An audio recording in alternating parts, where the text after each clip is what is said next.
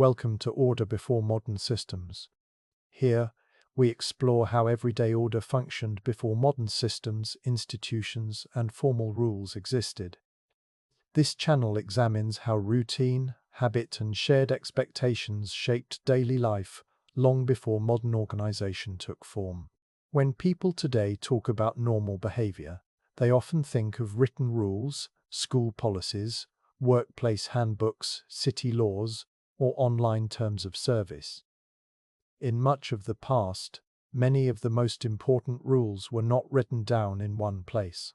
Yet people still had strong shared ideas about what was proper, what was suspicious, what was respectful, and what counted as crossing a line.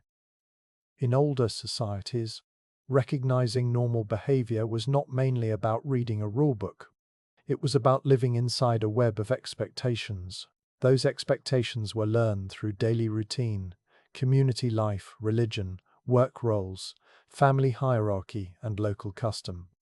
People watched one another closely because they lived close together, depended on one another, and often shared risk. The result was a powerful system of social understanding. It could guide behavior, even when no official police were present. This is an explanation of how people recognized normal behavior in the past, across different historical periods and regions, and how those shared expectations were reinforced, sometimes gently, sometimes harshly, without modern law enforcement. First, it helps to define what normal behavior means in this context. Normal behavior, in any society, is the set of actions that most people expect from one another in common situations. It includes how people dress, greet others, speak to elders, work, trade, worship, marry, raise children, settle disputes, and respond to danger. Some of these expectations were moral, connected to religion or ideas of honor. Some were practical, connected to survival and cooperation. Some were political, connected to social rank and authority. In many past societies, the main way people recognized normal behavior was by pattern. Daily life followed patterns, seasons, religious calendars, market days, work routines, and household tasks. When behavior matched the pattern, it seemed ordinary. When it broke the pattern, it stood out. Pattern mattered because much of life was repetitive. Farming communities rose early, worked by daylight, and adjusted life to planting and harvest. Towns had rhythms shaped by trade, craft production, and religious time. If a person's actions did not fit the usual rhythm, moving around at unusual times, appearing in places they had no reason to be, or acting outside expected roles, neighbors noticed. This simple fact, people lived with routines, created a strong baseline for what counted as normal. A second major factor was familiarity. In smaller communities, many people were known by face, family, occupation, and reputation. Even in cities, neighborhoods and trades formed networks where many people recognized one another. Normal behavior was partly the behavior of known people, the baker opening at expected hours, the water carrier following common routes, the apprentice running errands, the widow selling small goods, the farmer arriving on market day. Someone unknown could still be treated as normal if they fit expected categories. A traveler with a letter of introduction, a merchant with recognized goods, a pilgrim on a known route, a seasonal worker with common tools. But strangers were watched more carefully. In many places, a person's legitimacy was not just personal, it was social. If no one could vouch for you, you were more likely to be suspected. That leads to a third factor: reputation. Reputation was a kind of social record. Without modern databases, communities remembered. People noticed who paid debts, who kept agreements, who drank too much, who fought, who cheated at measures, who neglected family duties, and who caused repeated arguments. A reputation could be built slowly through consistent behavior. It could also be damaged quickly by scandal or repeated complaints. In many times and places, a person's good name was treated as real social property. Losing it could harm marriage prospects, business trust, and legal credibility. Because reputation was so important, it helped define normal behavior. Normal behavior was what protected one's standing. Abnormal behavior threatened it. Another key idea is that expectations were layered. Past societies usually did not have one single standard of behavior for everyone. They had different standards for different groups. A child's behavior was judged differently from an adult's. A servant's behavior was judged differently from a master's. A noble's behavior was judged differently from a laborer's. Men and women often faced different expectations, as did married and unmarried people. So when people recognized normal, they often meant normal for your age, your gender, your household role, your occupation, your social rank, and your community. This is important because it explains why behavior that looked ordinary in one setting could look suspicious in another. Now let us look at the main systems that taught and reinforced normal behavior in the past. One of the most basic systems was the household. For most of history, the household was not just a private family space. It was a workplace, a training center, and a unit of responsibility. Households could include not only parents and children, but servants, apprentices, older relatives, and sometimes unrelated workers. From an early age, people learned normal through chores and authority. They learned when to speak and when to stay quiet, how to address elders, how to show respect, how to work, and how to follow the household's rules. The head of household often carried legal and moral responsibility for dependents. That meant normal behavior was also behavior that did not bring trouble to the household. A second system was the neighborhood and the village. In many rural places, fields, water, grazing, and pathways were shared or closely connected. Even when land was privately held, the community often needed coordination: when to plant, when to harvest, how to manage common resources, and how to respond to fire, theft, or conflict. Because neighbors depended on each other, they watched each other. This was not always hostile, it could be protective, but it created constant feedback. A person who refused to follow shared patterns might be treated as difficult or unsafe. A person who repeatedly violated expectations might be pressured to change or could face stronger consequences. A third system was religion.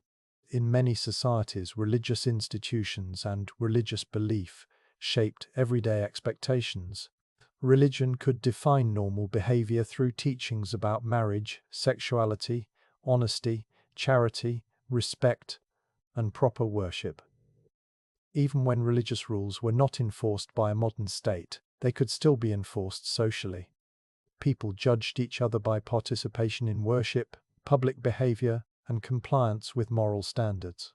In some times and places, religious courts or church discipline systems dealt with behavior that was seen as harmful to the moral order. This could include sexual conduct, public scandal, slander, and other actions that created conflict or shame. A fourth system was custom, sometimes called customary law. Customary law means rules that are recognized because this is how we do it, not because a government printed it. Many customs were highly specific to local places: inheritance practices, land use arrangements, marketplace rules, and dispute settlement methods. Custom did not need to be written to be detailed. People learned it by participating and by listening to older members of the community. Custom also worked like a memory system. When disputes happened, people often argued about what the custom was. Elders, respected neighbors, and local courts could be asked to confirm it. A fifth system was public space and public routine. Markets, taverns, churches, wells, mills, and roads were places where behavior could be observed. A person could build trust by behaving properly in public, using fair weights, keeping promises, not starting fights, not insulting respected people, and not disrupting key events. When something seemed abnormal, It often showed up first in public space. Now we can turn to how communities recognize behavior as suspicious or not normal, especially in a world without modern police. In many historical settings, suspicion was based on three main signals: mismatch, secrecy, and boundary crossing. Mismatch means behavior did not fit the person's role or the situation. For example, someone dressed far above or below their apparent station, someone claiming an identity that did not match their accent, knowledge, or connections, someone engaging in an occupation without the expected tools or contacts, someone staying in a village without any clear reason. Societies that cared strongly about rank and visible status, even clothing mattered. In some places, there were even laws aimed at controlling dress and consumption, so that social rank stayed visible. Even when people ignored such laws, the underlying idea remained: appearance should match position. Secrecy means behavior happened in ways that avoided community visibility. In close communities, much of normal life was visible. People worked outside, gathered water, went to market, attended worship, and traveled on common routes. A person who avoided normal visibility could seem suspicious. This did not mean privacy was impossible. But secrecy could be associated with wrongdoing because wrongdoing often benefits from not being seen.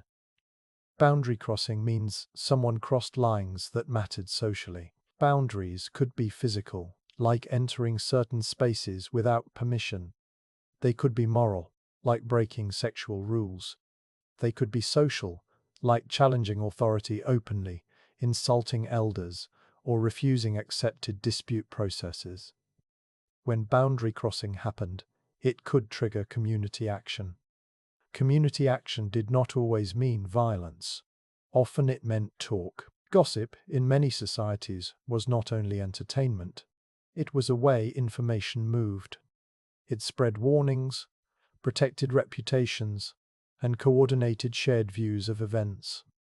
From a modern perspective, gossip can sound unkind. But historically, it often served as informal investigation.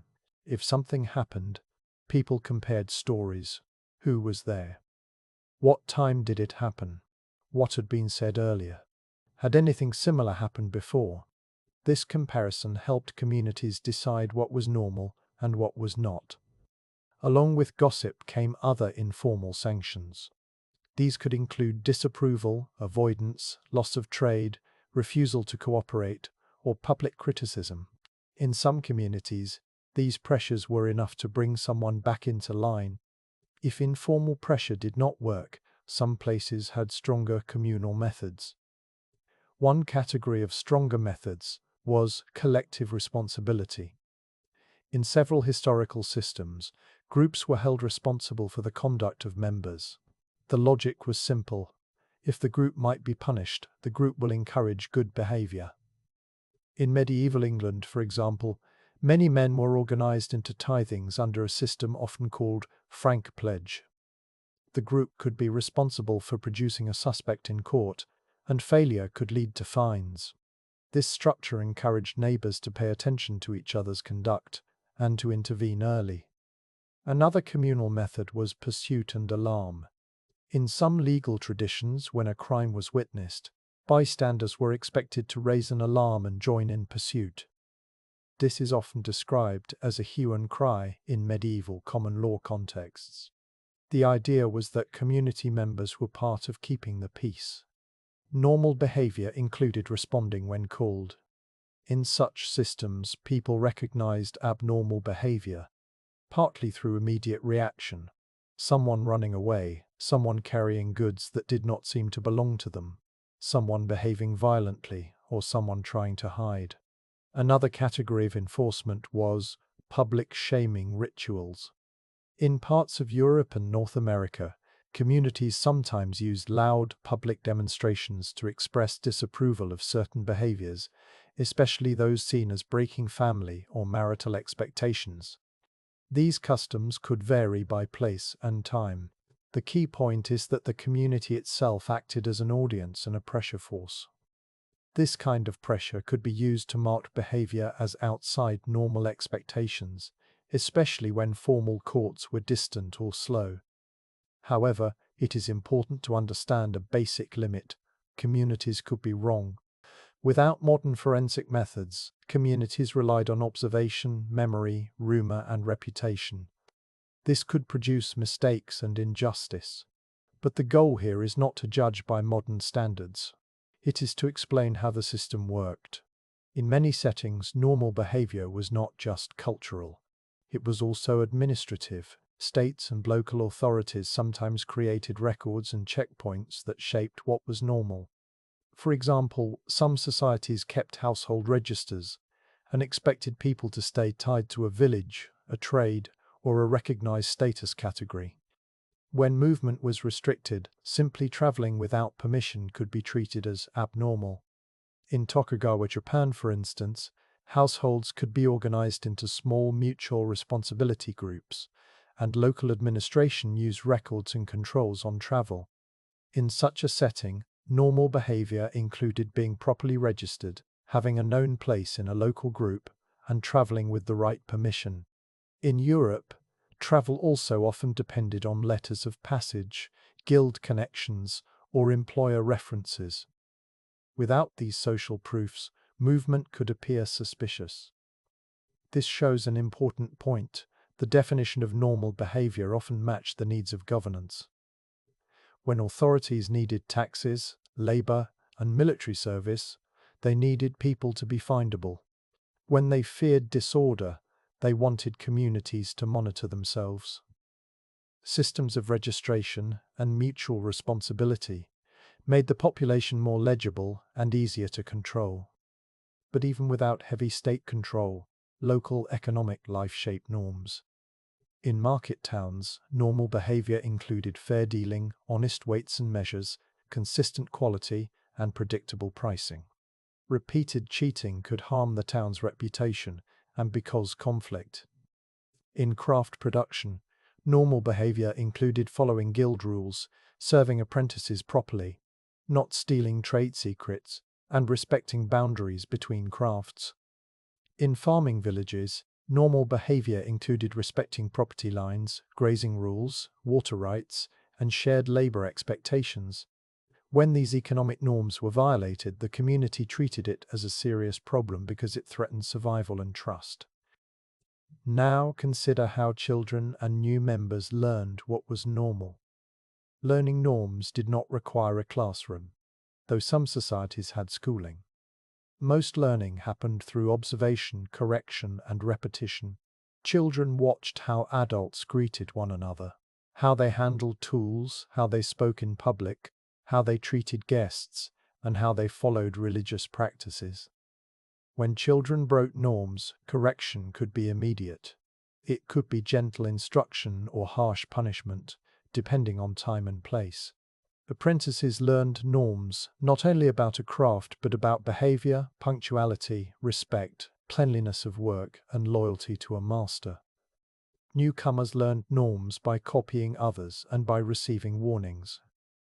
In many communities, it was safer to follow local practice than to argue about principles.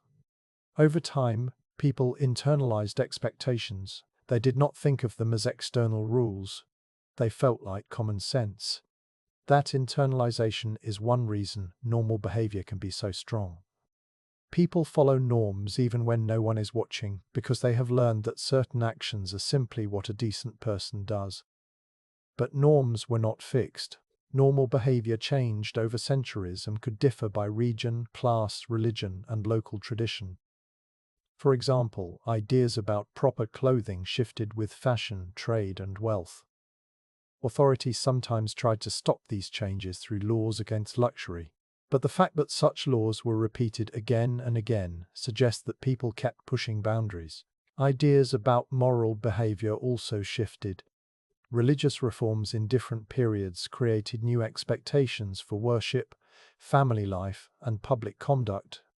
Local institutions, including church discipline bodies in some areas, could negotiate what counted as acceptable.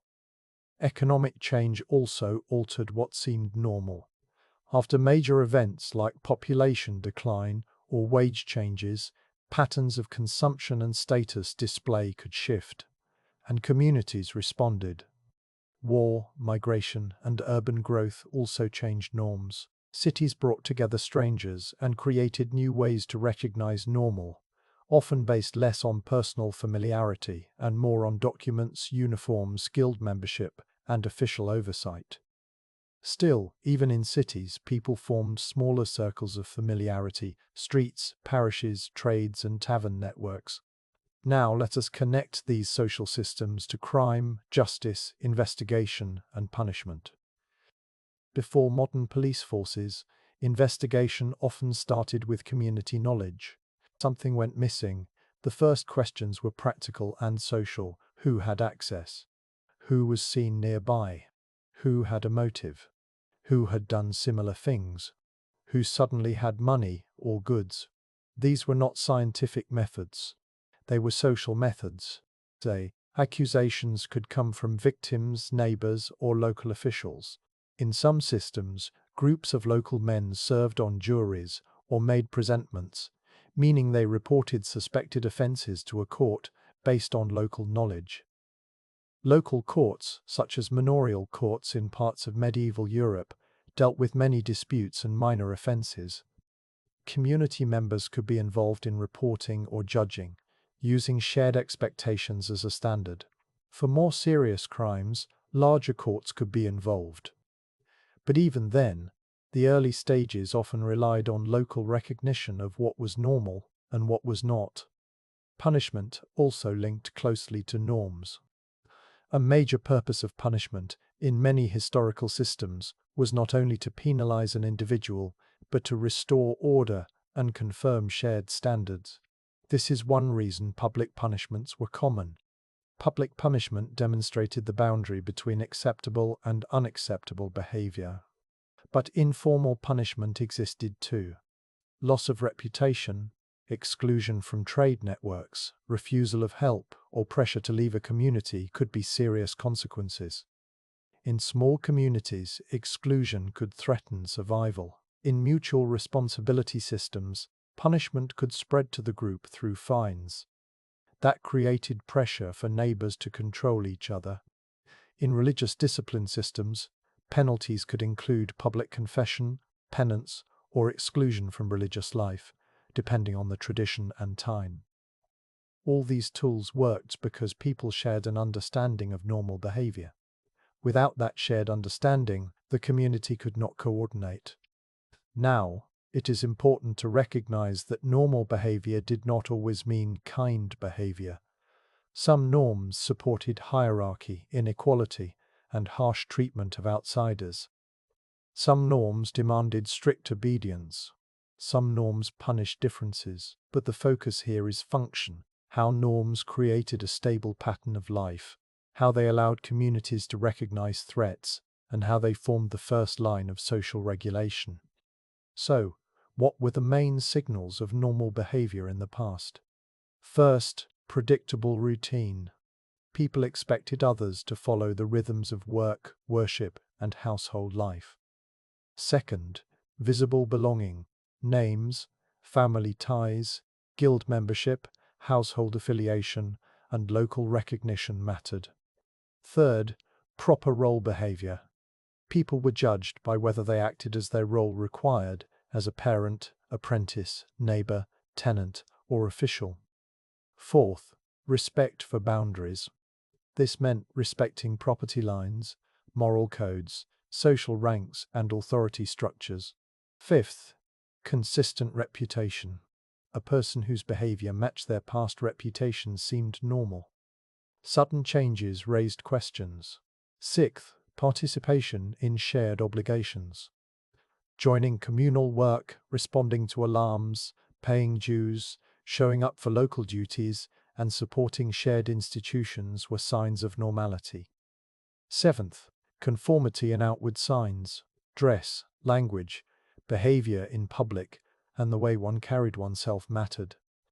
In some societies, outward signs were a key tool for identifying rank and belonging. And how did people learn these standards? They learned them through upbringing in households, training in work roles, religious practice, and constant observation and correction by their community. How were standards enforced? They were enforced through informal pressure like gossip and disapproval, through communal systems like collective responsibility and required pursuit, through local courts and presentment, through religious discipline in some places, and through public punishments that made examples. Across centuries the details changed, but the basic logic stayed similar. Where modern societies rely heavily on formal law enforcement to define and respond to wrongdoing, many past societies relied first on shared expectations, community monitoring, and local responsibility. In that world, to be normal was not simply to avoid crime. It was to be legible to others, to fit recognizable patterns, to belong to known networks, to follow role expectations, and to avoid behavior that made neighbors question your place in the community. This is why normal behavior mattered so much. It was a practical tool for living without constant formal supervision. It helped people coordinate daily life, share resources, resolve conflict, and respond to threats. And it shaped the earliest forms of investigation and justice, long before modern police departments, forensic labs, or centralized bureaucracies. In the end, normal behavior in the past was not mainly defined by written rules. It was defined by lived practice, repeated, observed, discussed, corrected, and enforced through the everyday power of community life.